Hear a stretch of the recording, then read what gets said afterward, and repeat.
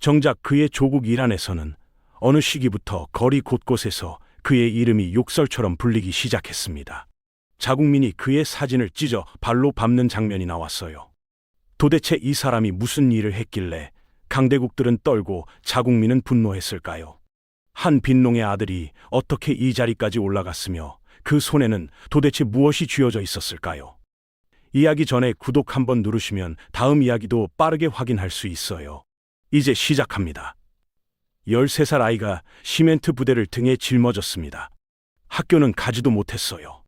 친구들이 책가방 메고 학교 갈 시간에 이 아이는 공사장 흙바닥에 앉아 있었습니다. 아버지가 진 빚 100달러를 갚기 위해서였어요. 그 시절 이란 시골에서 100달러면 어떤 의미였는지 아십니까? 빚을 못 갚을 경우 아버지가 감옥에 끌려갈 수도 있는 어마어마한 금액이었거든요. 어린 아들이 그 사태만큼은 막아보겠다고 자기 작은 등에 시멘트를 짊어진 겁니다. 그때 이 아이 손에 박힌 굳은 살이 훗날 중동 전체를 뒤흔드는 한 인물의 출발점이 됐어요. 여기서 한번 떠올려 보십시오. 요즘에도 가끔 이런 가정이 있잖아요. 부모가 사채에 시달려서 자식이 일찍부터 알바를 뛰러 나가야 하는 집. 어린 자식이 학교 가는 친구들 부러워하면서 시멘트 부대를 나르는 그런 모습 말입니다. 솔레이마니의 어린 시절이 바로 그런 풍경이었어요. 우리 나이로 중학교 1학년. 그 나이에 보찜 하나 메고 케르만이라는 도시로 나가서 학교 공사장에서 무려 8달을 일했습니다. 근데 여기서 중요한 게 있습니다. 이 어린 시절의 가난이 나중에 그를 어떤 사람으로 만들었는지 그게 핵심이거든요.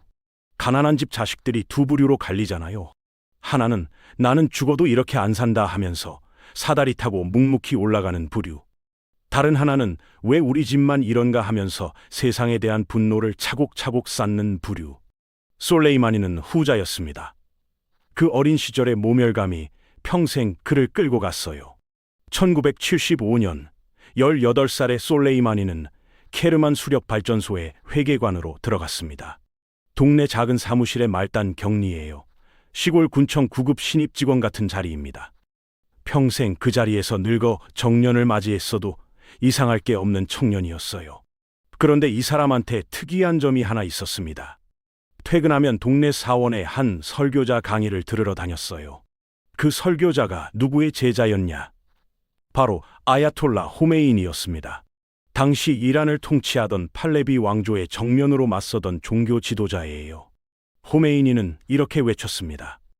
왕은 외세와 손잡고 가난한 사람들의 피를 팔아넘기고 있다. 이 한마디가 솔레이마니의 가슴에 불을 지폈습니다. 13살에 공사장에서 가졌던 그 분노. 거기에 비로소 이름이 붙은 거예요. 내가 가난한 게 내 탓이 아니었구나. 이 체제 때문이었구나. 작은 가게 점원이 우연히 큰 스승의 강의를 듣고 인생관이 송두리째 뒤집히는 그런 순간이었습니다. 한 시골 청년이 이때부터 완전히 다른 사람이 되어갔어요. 그리고 1979년 이란 이슬람 혁명이 터집니다. 호메이니가 망명지 프랑스에서 돌아왔고 수백만 명이 거리로 쏟아져 나왔어요. 팔레비 왕조는 무너졌습니다. 솔레이마니는 22살이었어요. 한치의 망설임도 없이 혁명의 한복판에 뛰어들었습니다. 여기서 진짜 흥미로운 부분이 시작됩니다. 혁명 직후 호메이니 진영이 가장 먼저 한 일이 뭐였을까요? 자기들만의 군대를 만드는 일이었습니다. 이슬람 혁명 수비대, 영어로 IRGC라고 부르는 조직이에요. 솔레이마니는 갓 창설된 이 조직의 일기 멤버로 합류했습니다. 막 창업한 신생회사의 공채 일기 직원으로 들어간 셈이에요. 그 회사가 나중에 어디까지 커질지 그땐 아무도 몰랐죠. 여기서 그가 어디로 배치됐는지 보세요. 이란 북서쪽 서아제르바이잔주였습니다. 그 지역에 살던 쿠르드족이 독립을 요구하며 무장 봉기를 일으켰거든요. 신생 이란 정부는 진압에 나섰고 솔레이마니가 그 작전에 투입됐어요. 여기서 진짜 놀라운 부분은 따로 있어요. 솔레이마니는 정규 사관 학교를 나온 적이 없었습니다.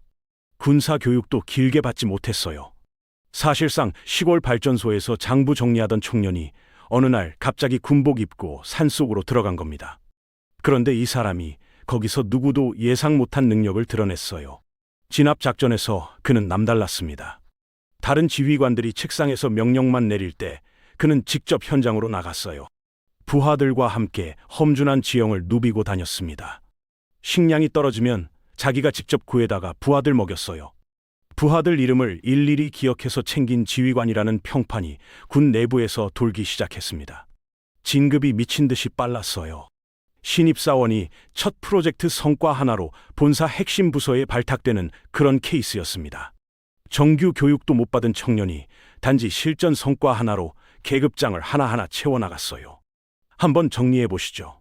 13살에 공사장 인부, 18살에 시골 발전소 격리, 22살에 혁명 가담, 그리고 20대 중반에 군 내부에 떠오르는 신성. 단 10년 사이에 벌어진 일입니다. 빈농의 아들이 국가 권력의 최중심부로 진입한 거예요. 평소 같으면 절대 일어날 수 없는 일이죠. 시골 군청 구급 직원이 10년 만에 청와대 핵심으로 들어가는 그림이거든요. 답은 하나입니다. 혁명. 이 특수한 시대가 그를 끌어올린 거예요. 그런데요, 솔레이마니가 진짜 자기 능력을 보여주는 건 지금부터입니다. 쿠르드 진압은 그저 워밍업에 불과했어요. 그가 본격적으로 무대에 올라서는 사건이 곧 터집니다. 그것도 그가 입대한 지 채 1년도 안 된 시점이에요. 이란 역사상 가장 처참했던, 무려 8년 동안 100만 명에 가까운 사망자를 낸 그 전쟁이 시작되거든요. 그 전쟁터에서 20대 중반의 솔레이마니가 어떤 모습을 보였는지, 그리고 어떻게 군 내부에 살아있는 전설이 되어갔는지, 그 이야기를 한번 따라가 보시죠. 1980년 9월 22일이었습니다. 이라크의 사담 후세인이 50만 대군을 이끌고 이란 국경을 넘었습니다. 전투기가 이란 도시들에 폭탄을 쏟아부었어요. 신생 이슬람 공화국이 출범한 지 채 1년도 안 된 시점이었거든요. 군대는 혁명으로 엉망이 됐고 장교들은 숙청당했고 무기는 부족했어요. 한마디로 나라가 풍전등화였습니다. 후세인은 길어야 3주면 이란을 무너뜨릴 수 있다고 큰 소리쳤죠. 이 절체절명의 상황에서 솔레이마니가 어떻게 등장했는지 보세요. 그는 자기 고향 케르만에서 자원병들을 직접 모집했어요. 자기를 따르는 청년들을 데리고 최전선으로 갔습니다. 처음엔 중대장이었어요. 부대 하나도 제대로 갖춰지지 않은 상태였습니다. 여기서 진짜 놀라운 부분이 따로 있어요. 23살 청년한테 사단 하나가 통째로 떨어졌거든요. 제42 사랄라 사단이라는 부대였습니다. 사단장이 어떤 자리인지 한번 떠올려 보십시오. 보통 군대에서 사단장은 별 2개 단 장군이 맡는 자리예요. 군 생활 30년 이상 한 베테랑이 가는 자리입니다. 그런데 그 자리에 20대 초반 청년이 앉은 거예요. 우리로 치면 입사 3년차 신입사원이 어느 날 본부장으로 직행한 셈입니다. 회사에서 그런 일이 벌어지면 사내가 발칵 뒤집히죠. 그게 군대에서 일어난 거예요. 물론 모두가 환영했던 건 아니에요. 혁명수비대 내부에서도 저런 애송이가 사단을 어떻게 끌고 가느냐 하는 회의론이 있었거든요. 그런데 당시 혁명수비대 최고 사령관이 강하게 밀어붙였습니다. 이 청년이 그 자리를 감당할 수 있다. 그 한마디로 정리가 됐어요. 자, 그러면 솔레이마니가 전장에서 어떤 모습을 보여줬는지가 핵심이잖아요. 전쟁 초기 이라크군이 점령했던 보스탄이라는 도시를 탈환하는 작전이 있었습니다. 타리크 알-쿠드스 작전이라고 불러요. 이름이 무슨 뜻이냐 하면 예루살렘으로 가는 길이라는 의미입니다. 이 작전에서 이란이 처음으로 의미 있는 승리를 거뒀고 솔레이마니도 그 한복판에 있었습니다. 그런데 이 사람이 진짜 무서운 능력을 보여준 건 정규전이 아니었어요. 게릴라전이었거든요. 적진 깊숙이 소규모 부대를 침투시켜서 기습하고 빠지는 전법이에요. 대형마트가 점령한 상권에서 작은 가게가 한밤중에 손님을 빼돌리는 그런 영업 전략 있잖아요. 그걸 전쟁터에서 했던 겁니다. 이라크군은 거대한 정규군이었어요. 솔레이마니는 그 정규군을 정면으로 부딪히지 않고 약한 옆구리를 계속 후벼 파는 식으로 흔들었습니다. 이런 비대칭 전법이 나중에 그의 평생 특기가 됩니다. 여기서 그가 평생 써먹게 될 또 하나의 진짜 능력이 만들어졌어요. 바로 사람을 만드는 능력이었거든요. 전쟁 중에 솔레이마니는 이라크 안에 살던 시아파 반군 지도자들을 자기 사람으로 만들었어요. 바드르 조직이라는 시아파 무장 세력이 대표적이었습니다. 또 이라크 북부 쿠르드 자치구의 지도자들과도 친분을 쌓았어요. 거래처 직원들과 형 동생 하면서 차곡차곡 인맥을 만들어두는 영업맨 같은 모습이었습니다. 이 인맥이 나중에 그를 중동 전체의 그림자 사령관으로 끌어올린 결정적 자산이 됐어요. 8년 전쟁이 1988년 끝났습니다. 양측 합쳐 100만 명에 가까운 사망자가 나왔어요. 이란 입장에서 보면 무승부도 아닌 패배에 가까운 결과였습니다. 솔레이마니는 그 폐허에서 살아남았고 무엇보다 자기만의 비밀 자산을 들고 나왔어요. 이라크 안에 심어둔 인적 네트워크였습니다. 1990년대 솔레이마니는 어디로 갔을까요? 그의 고향 케르만으로 돌아갔습니다. 케르만은 아프가니스탄과 가까운 동쪽 지역이에요. 그 시절 아프간에서 생산된 아편이 이란을 거쳐 터키와 유럽으로 흘러 들어가고 있었습니다. 솔레이마니는 혁명수비대 케르만 사령관으로 이 마약 밀매 루트 차단 작전을 지휘했어요. 군사적 실전 경험으로 마약 조직과 싸운 거예요. 이 시기에 그는 또 한 번 능력을 인정받습니다. 그런데 진짜 흥미로운 사건이 1999년에 터집니다. 이란 전역에서 대학생들이 대규모 시위를 벌인 거예요. 당시 이란 대통령은 비교적 온건파였던 하탐이었습니다. 학생들은 더 많은 자유, 더 많은 개혁을 요구하고 있었어요. 그런데 군부 장성들이 하타미에게 합동 서명한 서신을 보냈습니다. 솔레이마니도 그 서명자 중 한 명이었거든요. 서신 내용이 어땠냐? 한마디로 협박이었어요. 학생 시위를 군사적으로 진압하지 않으면 군부가 쿠데타를 일으킬 수도 있다. 회사 임원들이 사장한테 합동 서명 들이밀면서 인사권을 흔드는 그런 상황이었습니다. 이 서신 한 통이 그의 정치적 성향을 보여준 결정적 신호였어요. 그는 그저 전쟁터의 군인이 아니었거든요. 자국민의 민주화 요구가 나오면 무력으로 짓밟아야 한다고 믿는 강경파였던 거예요. 이 시점이 1999년이었습니다. 솔레이마니 나이 42살. 그리고 이때부터 그의 인생은 또 한 번 완전히 다른 무대로 옮겨갑니다. 지금까지의 솔레이마니는 사실 이란 안에서만 알려진 인물이었어요. 국경 너머 사람들은 그의 이름을 거의 몰랐습니다. 그런데 곧 그는 이란 국경을 훌쩍 뛰어넘는 자리로 올라갑니다.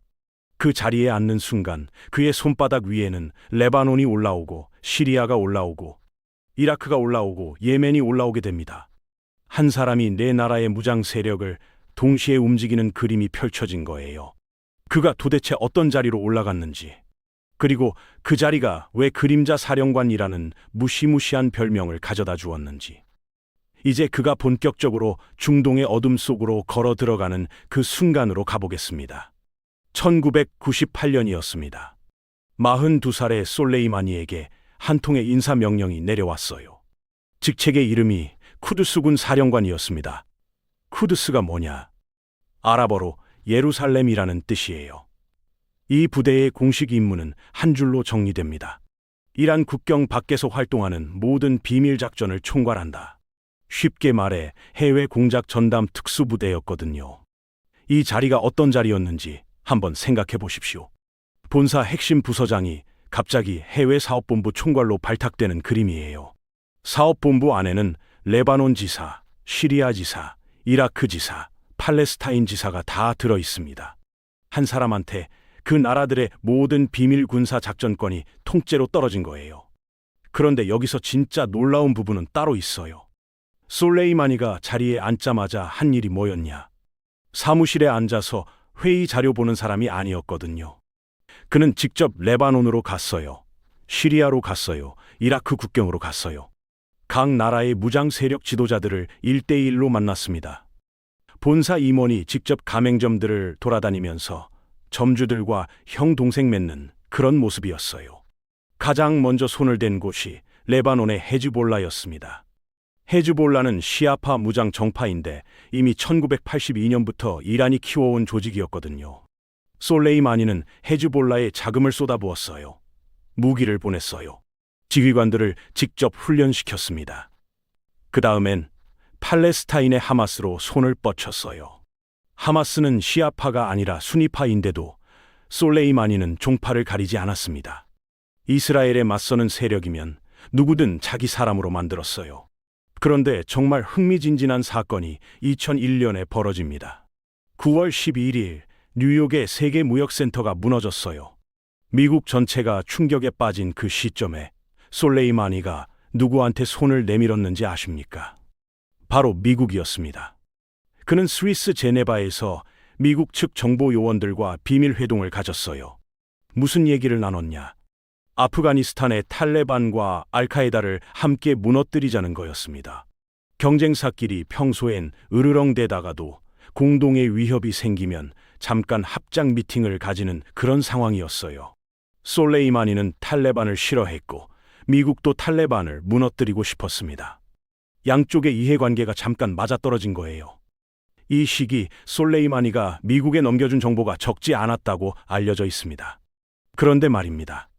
이 협력이 단 한마디 때문에 한순간에 깨졌어요.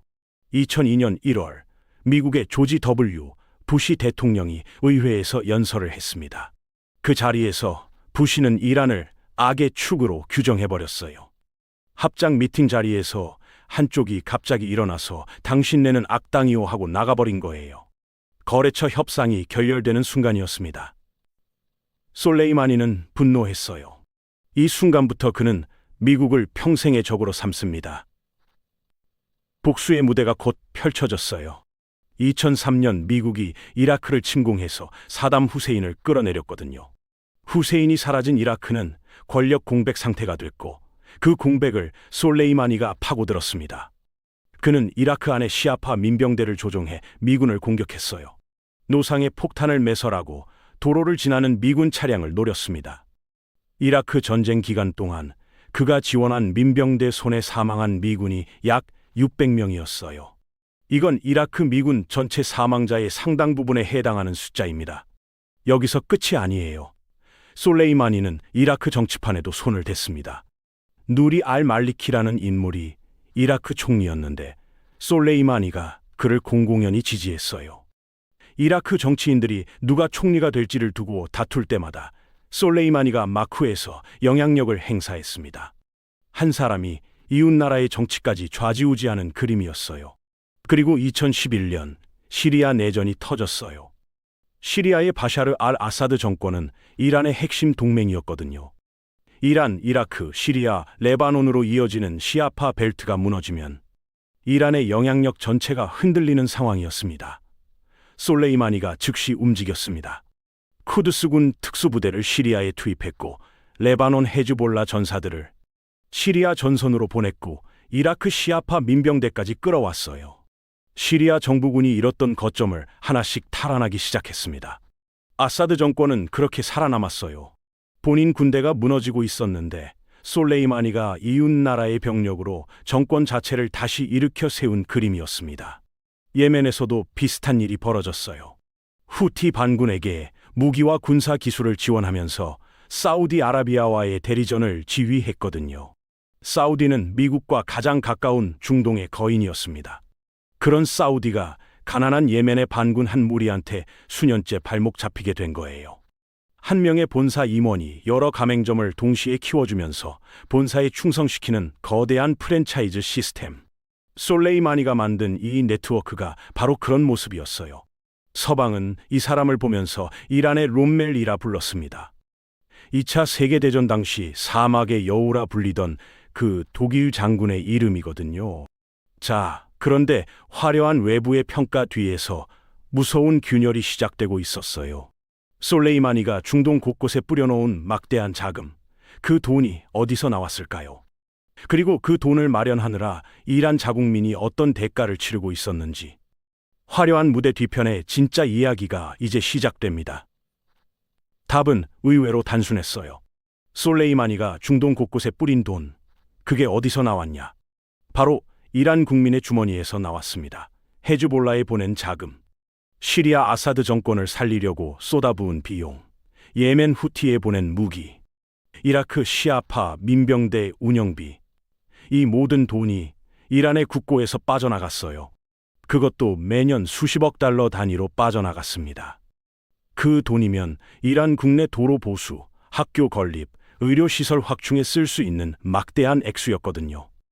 본사 자금을 해외 가맹점 키우는데 다 쏟아붓다가 정작 본사 직원들 월급도 못 주는 회사가 있다고 생각해 보십시오. 이런 회사 곧 망하잖아요. 직원들이 가만히 있을 리가 없거든요. 이란이 그런 상황이었어요. 게다가 미국이 강력한 경제 제재를 걸어둔 상태였습니다. 석유 수출은 막혔고 외화는 말라갔고 물가는 미친 듯이 치솟았어요. 그런데 그 와중에도 솔레이마니의 쿠드스군은 매년 막대한 자금을 외국으로 보내고 있었습니다. 여기서 진짜 문제가 시작됐어요. 이란 국민이 분노하기 시작한 거예요. 처음 폭발한 곳은 이라크였습니다. 2019년 10월 바그다드의 타흐리르 광장에 수만 명의 이라크 시민이 모였어요. 그들이 외친 구호가 뭐였냐? 이란은 우리 일에 손을 떼라. 시위대는 솔레이마니의 사진을 들고 거기에 빨간 X자를 그었습니다. 신발로 그의 사진을 내려치는 영상이 전 세계로 퍼졌거든요. 한 사람이 다른 나라 국민들로부터 이 정도로 미움받는 그림이 흔치 않잖아요. 그런데 이게 단순한 반이란 시위가 아니었어요. 이라크의 부패한 친이란 정치인들에 대한 분노까지 한꺼번에 터져 나온 거였습니다. 사실상 이라크 정부 자체가 솔레이마니의 영향력 아래에 있었거든요. 시위대 입장에선 자국 정부가 외국 장군의 손바닥 위에 있는 꼴을 더 이상 못 견디겠다는 거였습니다. 이 시점에서 솔레이마니가 어떻게 행동했는지가 핵심입니다. 그는 즉시 바그다드로 날아갔어요. 헬리콥터를 타고 곧장 그린존이라는 이라크 정부의 핵심 구역으로 들어갔습니다. 그리고 어떤 일을 했냐? 이라크 정부의 보안회의 자리에 본인이 들어가 앉았어요. 본래 그 자리는 이라크 총리가 앉아야 할 자리였거든요. 그런데 이란의 한 장군이 그 자리를 차지하고 회의를 주재한 거예요. 본사 임원이 해외 지사에 출장 와서 지사장 자리를 통째로 빼앗은 그림이었습니다. 그리고 솔레이마니가 그 자리에서 이라크 관리들한테 한 말이 더 충격적이에요. 우리 이란은 시위 다루는 법을 안다. 마치 비결을 알려주듯이 자랑을 한 거예요. 이라크 시위 진압을 자기가 직접 지도하겠다는 신호였습니다. 그 직후부터 바그다드에서 시위대 사망자가 폭증하기 시작했어요. 이라크 측 집계로만 최소 300명 이상이 거리에서 목숨을 잃었습니다. 여기서 끝이 아니에요.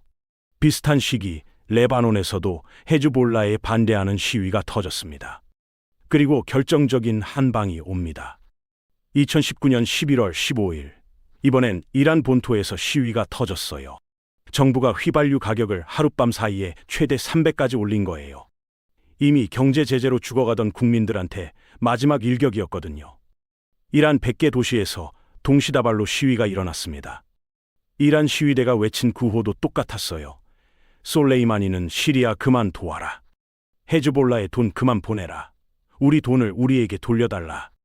자국민이 처음으로 솔레이마니의 이름을 정면으로 비판한 거예요.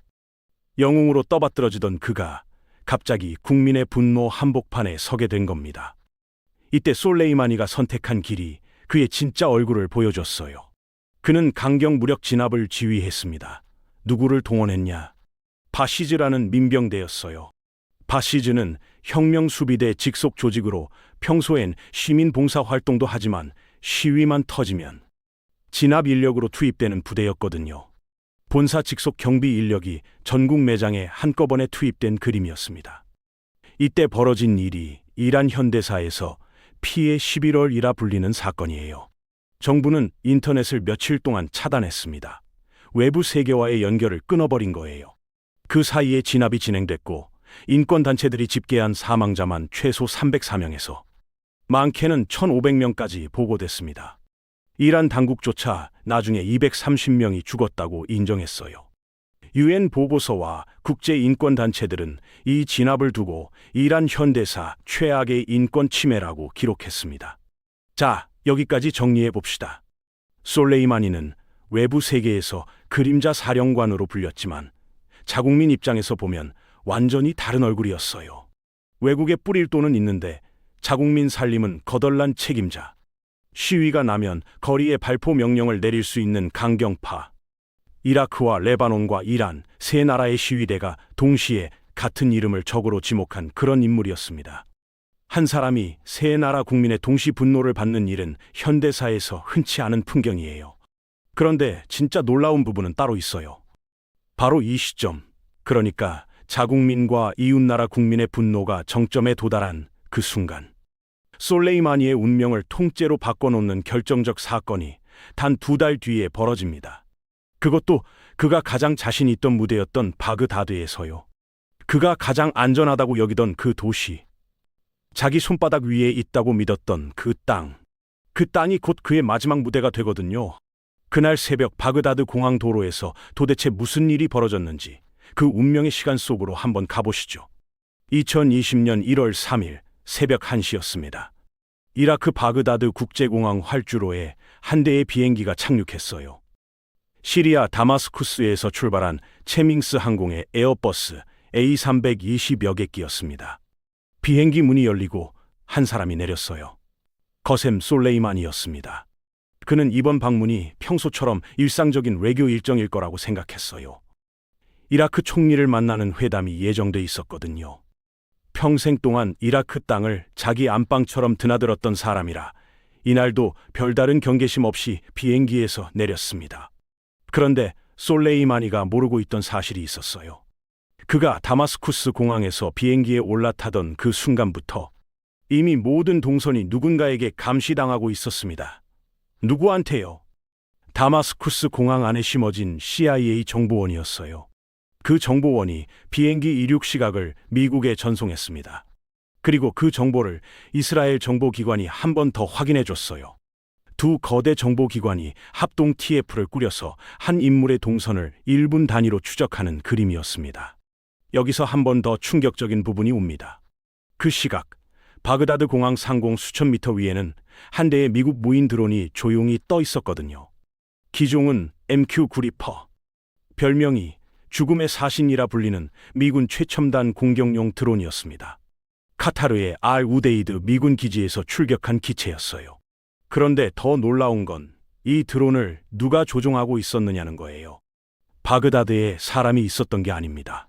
미국 네바다주 크리치 공군 기지에서 원격으로 조종하고 있었어요.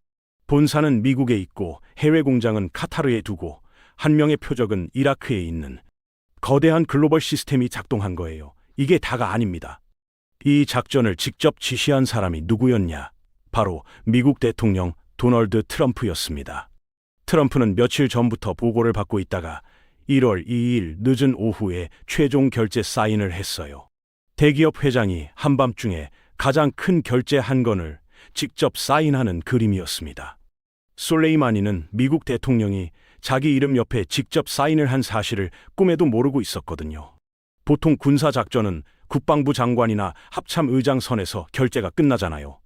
그런데 이번엔 백악관 최상층에서 직접 사인이 나간 거예요. 그만큼 미국이 이 작전을 얼마나 무겁게 다뤘는지 알 수 있는 대목이었습니다. 비행기에서 내린 솔레이마니는 마중 나온 사람들과 함께 차량 2대에 나눠 탔습니다. 그를 마중 나온 사람이 누구였냐? 이라크 친이란 민병대 카타이브 헤즈볼라의 부사령관 아부 마흐디 알 무한디스였어요. 무한디스는 이라크 안에서 솔레이마니의 가장 가까운 동맹이었거든요. 두 사람이 한 차에 탄다는 건 이라크 내 친이란 세력의 양대 거두가 동시에 한자리에 모인다는 뜻이었습니다. 무한디스도 그날 운명의 자리에 함께 있게 된 거예요.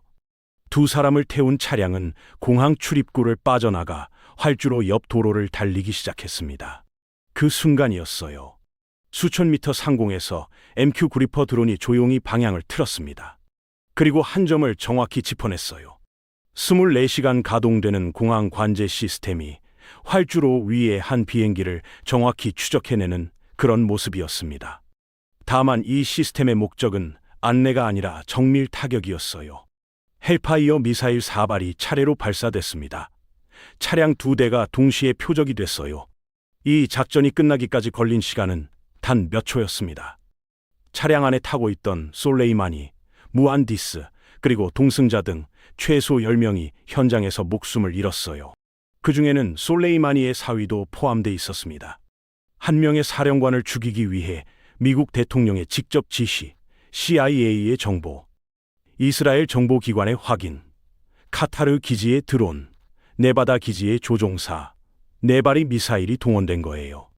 군사적으로 보면 한 개인을 표적으로 한 작전 중 가장 정교한 사례 중 하나로 기록됩니다. 미국은 즉시 공식 입장을 냈습니다. 이 공습은 이란 지원 민병대의 미 대사관 공격과 K-10 군기지 공격에 대한 방어적 조치다. 이란 측은 정반대였어요. 최고 지도자 아야톨라 하메네이가 직접 성명을 발표했습니다. 미국에 가혹한 보복을 가할 것이다. 여기서 또 다른 이야기가 나와요. 이 작전을 두고 국제사회 일부에서는 정당성 논란이 일었습니다. 정규군 사령관을 제3국 영토에서 표적 살해한 행위가 국제법상 합법이냐? 사실상 국가에 의한 처형 아니냐는 거였거든요. 게다가 이라크 정부는 자국 영토 안에서 벌어진 이 작전에 대해 사전 통보조차 받지 못했습니다. 이라크 의회는 며칠 뒤 미군 철수를 요구하는 결의안까지 통과시켰어요. UN 특별보고관까지 나서서 이 작전은 불법이었다는 보고서를 작성했습니다. 그러나 그 무엇도 이미 벌어진 일을 되돌릴 수는 없었어요. 솔레이마니의 빈자리는 곧 그의 부사령관이었던 에스마일 가니가 채웠어요. 그러나 이란의 분노는 여기서 멈추지 않았습니다. 가혹한 보복이라는 단어가 단순한 수사가 아니었거든요. 단 5일 뒤 이란은 미국에 대한 직접적인 무력 행동에 나서게 됩니다. 그것도 이라크 영토 안에서요. 그리고 바로 그 보복의 밤에 누구도 예상 못한 또 다른 참사가 테헤란 상공에서 벌어집니다. 무고한 시민 176명의 운명을 한순간에 바꿔놓은 그 사건의 진실. 이란 당국조차 처음엔 거짓말로 덮으려 했던 그 사건의 전말이 이제 곧 밝혀집니다. 이란 최고 지도자 하메네이가 약속한 가혹한 보복이 시작된 건 단 5일 뒤였습니다. 2020년 1월 8일 이란 혁명 수비대가 작전명을 정했어요. 순교자 솔레이마니였거든요. 죽은 사령관의 이름을 그대로 작전명에 박은 거예요. 그날 밤 이란은 이라크에 주둔한 미군 기지를 향해 탄도미사일을 발사했습니다. 표적은 두 곳이었어요. 알 아사드 공군 기지와 또 다른 기지였습니다. 수십 발의 미사일이 발사됐어요. 그런데 흥미로운 부분이 있어요. 이란은 미사일 공격을 사전에 이라크 정부에 통보했거든요. 이라크 정부는 미군 측에 그 정보를 넘겼습니다. 결과적으로 어떻게 됐냐? 미군은 미리 대피했고 사망자는 한 명도 나오지 않았습니다. 약 100명의 미군이 뇌진탕 등 부상을 입긴 했지만 인명피해는 최소화된 거예요. 상대 회사 본사를 향해 한 방 크게 날렸지만 인명피해는 거의 없게 설계한 시위성 한 방이었거든요. 자국민 앞에서는 보복했다는 명분을 챙기고 동시에 미국과의 전면전은 피하는 절묘한 뇌줄타기였습니다. 이란 입장에서 보면 메시지는 분명했어요. 우리가 미국을 직접 공격할 수 있다는 걸 보여주겠다. 하지만 전면전을 원하지는 않는다. 이런 미묘한 줄타기였거든요. 미국 트럼프 대통령도 즉각 재보복 폭격에 나서지는 않았습니다. 양국이 가까스로 전면전 직전에서 멈춘 거예요. 그런데 진짜 비극은 정작 다른 곳에서 벌어졌습니다. 같은 날 새벽, 테헤란의 이맘 호메이니 국제공항에서 우크라이나행 여객기 한 대가 정상 이륙했어요. 우크라이나 국제항공 752편이었거든요. 보잉 737-800 기종이었습니다. 승객과 승무원 176명이 타고 있었어요. 이 중 145명이 이란인이었고 다수는 이란, 캐나다 이중 국적자였습니다. 캐나다에서 학업이나 일을 마치고 명절을 보내러 본국에 왔다가 다시 캐나다로 돌아가는 평범한 사람들이었어요. 이 비행기가 이륙한 지 단 5분 만이었어요. 테헤란 상공에서 두 발의 지대공 미사일이 날아왔습니다. 어디서요? 이란 혁명 수비대 방공망에서요. 미사일을 발사한 방공망 운영자는 그 비행기를 미국의 순항 미사일로 오인했거든요. 미군의 재보복 폭격이 예상되던 극도의 긴장 상황이었습니다. 24시간 가동되는 방제 시스템 운영자가 한밤중 비상 상황에서 화재 경보기를 잘못 누른 그런 그림이었어요. 다만 이번엔 그 실수가 176명의 생명을 앗아갔습니다. 여기서 정말 충격적인 부분이 따로 있어요. 이란 당국이 이 사건을 어떻게 처리했냐? 사건 발생 직후 이란은 공식적으로 기체 결함에 의한 추락이라고 발표했습니다. 미사일에 격추됐다는 사실을 조직적으로 숨긴 거예요. 그것도 무려 3일 동안. 회사에 큰 사고가 났는데 본사가 기계 결함이다라고 거짓 발표를 하면서 시간을 끌다가 결국 들통이 나는 그런 상황이었거든요. 은폐가 들통난 이유는 뭐였냐? 국제사회의 증거 제시였어요. 미국 정부가 위성 영상을 분석해서 미사일 발사 사실을 공개했습니다. 독립조사그룹 벨링캣은 미사일 발사 지점까지 지오로케이션으로 특정해냈거든요. 더 결정적인 증거가 나왔어요. 같은 시각 테헤란 공항 상공을 지나던 다른 항공기가 미사일 발사 장면을 목격하고 관제탑에 보고했던 거예요. 결국 1월 11일 이란 혁명수비대는 미사일 5인 사격 사실을 자백했습니다. 근데 잠깐 보세요. 자국 정부의 무능과 기만이 드러난 그 순간 이란 국민들의 분노가 또 한 번 폭발했어요. 테헤란의 대학생들과 시민들이 다시 거리로 쏟아져 나왔습니다. 이번에는 휘발유 가격 때문이 아니었어요. 정부가 우리에게 거짓말을 했다는 분노였습니다. 시위대는 외쳤어요. 혁명수비대는 살인자다. 최고 지도자는 사퇴하라. 솔레이마니가 죽었을 때 거리에 모여 추모했던 그 국민들이 한 주도 안 돼서 똑같은 거리에 나와 정부를 향해 분노를 쏟아낸 거예요. 추모객이 시위대로 변하는데 단 며칠밖에 걸리지 않았습니다. 이란 군부는 또다시 바시즈 민병대를 동원했습니다. 진실을 요구하는 자국 시민들을 무력으로 짓눌렀어요. 한 정권이 자국민에게 2번 연속으로 총구를 겨눈 거예요. 한 달도 채 안 되는 사이에 같은 정권이 같은 국민을 2번이나 진압한 그런 상황이었습니다. 여기서 진짜 역설적인 부분이 따로 있어요. 솔레이마니의 죽음이 이란 내부 권력 구도를 어떻게 바꿔놓았느냐. 결과적으로 강경파 혁명수비대의 입지를 더 단단하게 만들어줬습니다. 어떻게 그렇게 됐냐. 솔레이마니 사망 직후인 2월에 이란 총선이 치러졌어요. 그 선거에서 혁명수비대 계열 보수 강경파가 의회를 휩쓸어버렸습니다. 사장 교체 이슈가 터졌는데 오히려 강경파 임원진이 이사회 지분을 더 늘려버린 결과였어요. 솔레이마니의 죽음이 역설적으로 그가 속한 권력 진영을 더 강하게 만든 겁니다. 외세에 의해 자국 영웅이 살해당했다는 정서가 강경파에게 표를 몰아준 거예요. 민주화를 원했던 이란 국민들의 목소리는 도리어 더 작아졌습니다. 여기까지 한 사람의 죽음이 이란 국내외에서 어떤 파장을 일으켰는지 따라와 보셨습니다. 그런데 이게 정말 마지막일까요? 솔레이마니의 이름은 그가 죽은 뒤에도 끝나지 않았어요. 오히려 그의 진짜 유산이 무엇이었는지가 사후에 더 선명하게 모습을 드러냅니다. 그의 고향에서 4년 뒤 벌어진 또 다른 비극, 그가 키워놓은 무장 세력들이 2026년 지금 중동에서 어떤 일을 벌이고 있는지 마지막 이야기로 넘어가 보겠습니다. 솔레이마니가 죽고 사흘 뒤 그의 시신은 이란 전역을 순회하기 시작했어요. 테헤란, 마슈하드, 콤, 아흐바즈 도시마다 수백만 명의 추모객이 거리로 쏟아져 나왔습니다. 외신은 1989년 호메이니 장례식 이후 이란 최대 규모라고 보도했어요. 마지막 안식처는 그의 고향 케르만이었습니다. 그런데 그 케르만에서 1월 7일 누구도 예상 못한 비극이 벌어졌어요. 너무 많은 인파가 한꺼번에 몰리면서 통제 불능 상태가 된 거예요. 사람들이 떠밀리고 깔리고 발 디딜 틈이 없어졌습니다. 그 자리에서만 최소 56명이 압사했어요. 200명 넘는 사람이 다쳤습니다. 장례식 자체가 연기될 정도로 처참한 상황이었거든요. 회사 회장 장례에 협력사 직원들이 때로 몰려와 사고가 나는 그림이었어요. 다만 이번엔 규모가 훨씬 컸을 뿐입니다. 이란 정권은 이 모든 광경을 정치적으로 활용했습니다.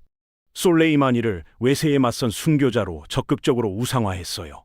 그의 사진은 도시 곳곳에 걸렸고 그의 이름이 거리 이름이 됐고 그의 묘는 성지가 됐습니다. 학교 교과서에까지 그의 이름이 영웅으로 등장했어요. 정권 입장에서는 살아있는 솔레이마니보다 죽은 솔레이마니가 체제 결속에 더 유용했던 거예요. 그런데 진짜 무서운 일은 그가 죽은 뒤에도 멈추지 않았어요. 그가 뿌린 폭력의 씨앗이 사후에도 계속 자라났거든요. 4년이 지난 2024년 1월 3일이었습니다. 솔레이마니 사망 4주기를 맞아 케르만의 순교자 묘지에서 대규모 추모식이 열렸어요. 수만 명의 시민이 모였습니다. 그런데 그 자리에서 두 차례의 연쇄 폭탄 테러가 일어났어요. 첫 폭발 뒤 15분 후 두 번째 폭발이 터졌습니다. 두 번째 폭발은 응급구조대원들이 도착한 시점을 노린 의도적 시간차였어요. 최종 사망자 약 95명, 부상자 200명 이상이라는 참혹한 결과가 나왔습니다. 그런데 진짜 충격적인 부분은 누가 이 테러를 자처했냐는 거예요. 이슬람 극단주의 세력 ISISK였습니다. 평생 솔레이마니가 적으로 삼고 싸웠던 수니파 극단주의 세력. 그들이 그의 추모식을 노린 거예요. 한 사람이 평생 만들어낸 적이 그가 죽은 뒤에도 그의 추모계까지 노린 그런 상황이었습니다. 그가 살아있을 때 뿌렸던 종파 갈등의 씨앗이 그가 죽은 뒤 그의 고향까지 따라와 폭발한 거예요. 여기서 한 가지 짚고 가야 할 부분이 있어요. 솔레이마니가 키워놓은 저항의 축 네트워크가 그의 사후에 어떻게 됐냐. 이게 정말 흥미진진합니다. 그의 딸 제이납은 아버지 장례식에서 외쳤어요. 헤즈볼라 지도자 나스랄라, 하마스 지도자 하니에, 시리아 대통령 아사드가 아버지의 복수를 해줄 것이다. 세 명 모두 솔레이마니의 저항의 축 핵심 인물이었거든요. 그런데 어떻게 됐을까요? 그로부터 4년 뒤인 2024년 한 해 동안 이 세 사람이 모두 무대에서 사라졌어요. 하마스의 하니에는 테헤란에서 암살됐습니다. 헤즈볼라의 나스랄라는 레바논에서 이스라엘 공습으로 사망했어요. 시리아의 아사드는 정권이 무너지자 모스크바로 도망쳤습니다. 한 명의 본사 임원이 키워놓은 모든 가맹점이 그 임원이 사라진 뒤 본사의 통제력을 완전히 잃어버린 그런 그림이었어요. 하지만 그가 뿌린 씨앗 모두가 사라진 건 아니에요. 그가 만든 비대상 전력의 매뉴얼은 아직도 살아 움직이고 있거든요. 예멘 후티 반군은 2026년 지금도 홍해의 상선들을 위협하고 있습니다. 이라크의 친이란 민병대들도 여전히 활동 중이에요. 본사를 떠난 직원이 만들어둔 영업 매뉴얼이 아직도 시장을 흔드는 상황입니다. 한 인물이 만들어 놓은 시스템이 그 인물이 사라진 뒤에도 자체적으로 작동하고 있는 거예요. 여기서 한번 솔레이만이라는 인물을 정리해 볼게요. 군사적으로 유능한 지휘관이었던 건 분명해요. 빈농 출신으로 시작해서 중동 패권의 한복판까지 올라갔으니까요. 하지만 그의 진짜 유산이 무엇이었는지를 보면 평가가 달라집니다. 그는 이란의 패권을 위해 이웃 국가의 주권을 심각하게 훼손했어요. 종파 간 갈등을 영구적으로 고착시켰습니다. 그리고 가장 큰 죄는 외국에서 영웅이 되기 위해 자국민의 피와 살림을 담보로 삼았다는 점이에요. 화려한 외부 평판 뒤에서 자국민에게 총구를 겨눈 그런 인물이었습니다. 자, 마지막으로 이게 우리와 무슨 상관이냐고 물으실 수 있어요. 그런데 그게 그렇지가 않거든요. 솔레이마니가 뿌린 씨앗 중 하나인 후티 반군이 홍해 항로를 위협할 때마다 어떤 일이 벌어지는지 아십니까? 한국으로 들어오는 원유 수송선이 호르무즈 해협과 홍해를 거치잖아요. 그 항로가 막히거나 위협받을 때마다 국제 유가가 출렁입니다. 한국 휘발유 가격이 리터당 50원에서 100원씩 더 오르는 거예요. 4인 가구 기준으로 한 달에 자동차 연료비만 3만 원에서 5만 원이 더 나가게 됩니다. 1년이면 60만 원 가까이 더 새는 거예요. 옆 마을에서 불이 났는데 우리 동네 기름값까지 올라가는 그런 그림이거든요. 한 사람이 만든 그림자가 자기가 죽고도 6년이 지난 지금까지 지구 반바퀴 떨어진 한국 가정의 주머니에까지 손을 뻗고 있는 거예요. 한 인물의 야망이 만든 파장이 시간과 공간을 건너 우리 생활까지 흔들고 있는 풍경입니다. 한 사람의 죽음이 한 사람의 삶보다 더 길게 작동하는 경우가 있습니다. 솔레이마니가 바로 그런 인물이에요. 그가 살아있을 땐 외국의 영웅이었고 자국민에겐 분노의 대상이었습니다. 그가 죽은 뒤에는 외세에 맞선 순교자로 추대됐고 동시에 그가 키운 무장 세력이 중동을 흔들고